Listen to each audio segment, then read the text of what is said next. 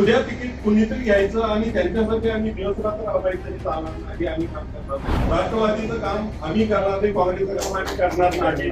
आपल्याला तिन्ही जागा पाहिजे असा हा आग्रह चांगलाच आहे, परंतु या लोकांनी आपल्या पाठीशी तेवढ्याच ताकदीने उभं राहिलं पाहिजे, कारण त्यांना पण जाणीव झाली पाहिजे की शिवसेना ज्या पद्धतीने उतरली त्या पद्धतीने आम्ही सुद्धा उतरलं पाहिजे.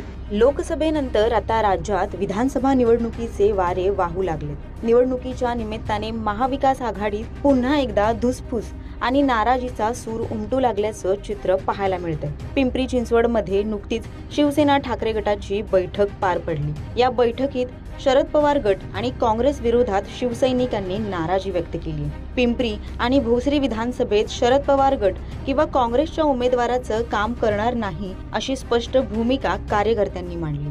आता जर आपण आघाडीमध्ये कुणाला सीट जाईल वगैरे हा भाग वेगळा, परंतु जर त्यांची परिस्थिती आज बघितली, काँग्रेसची असेल किंवा राष्ट्रवादीची असेल, तर काँग्रेस आणि राष्ट्रवादी म्हणजे एका वार्डामध्ये एक माणूस फक्त आम्हाला सापडला. तो माणूस एक दिवस दिसला आणि परत गायब झाला. शेवटच्या दिवशी बूथवर एकही माणूस राष्ट्रवादीचा आणि काँग्रेसचा नव्हता. ही परिस्थिती, ही फॅक्ट वरपर्यंत तुम्ही पोहोचा. उद्या तिकीट कुणीतरी घ्यायचं आणि त्यांच्यासाठी आम्ही दिवसरात्र राबायचं चालणार नाही, आम्ही काम करणार नाही. राष्ट्रवादीचं काम आम्ही करणार नाही, काँग्रेसचं काम आम्ही करणार नाही.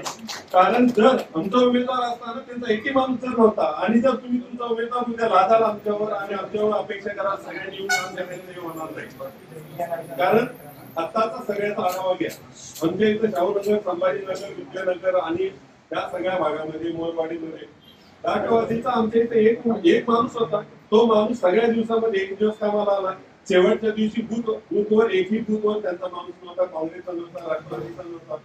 एक माणूस आला बूथवर, त्या दिवशी फक्त 2 मिनिटं थांबला आणि शेवटी गेला राष्ट्रवादीचा. काँग्रेसचा एक माणूस होता. मग अशी अवस्था असताना कुठल्या परिस्थितीला आपण त्यांनी हे तिकीट मुळात मागितलं नाही, कारण त्यांच्याकडे ताकद आहे का, आजची परिस्थिती आहे की अशी पिंपरीमध्ये त्यांची ताकद वाटत नाही आपल्याला. असे कुठल्या परिस्थितीत तो मतदारसंघ पिंपरीला आपल्यासाठी मागणी घ्या आणि जर तो राष्ट्रवादी किंवा काँग्रेसला घेत असाल तर मग फक्त आपली लोक जसं भरतीच झालं तसं होणार.